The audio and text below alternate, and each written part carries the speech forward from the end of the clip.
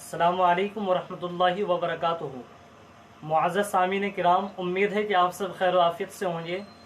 ایک خاتون ہے جنہوں نے معلوم کیا ہے کہ اقرا نام کے معنی بتائیے، اقرا نام کے معنی کیا ہے؟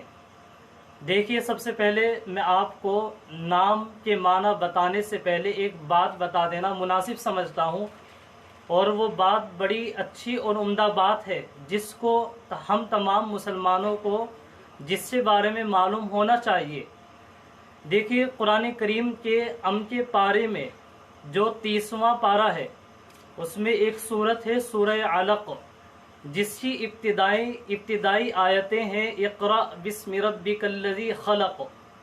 تو اس آیت میں، اس سورت میں جو اقرا کا لفظ آیا ہے، آپ علیہ الصلاۃ والسلام پر جو وحی نازل ہوا کرتی تھی، اس کی ابتدا انہی آیتوں سے ہوئی ہے، اقرأ بسم ربک الذی خلق سے۔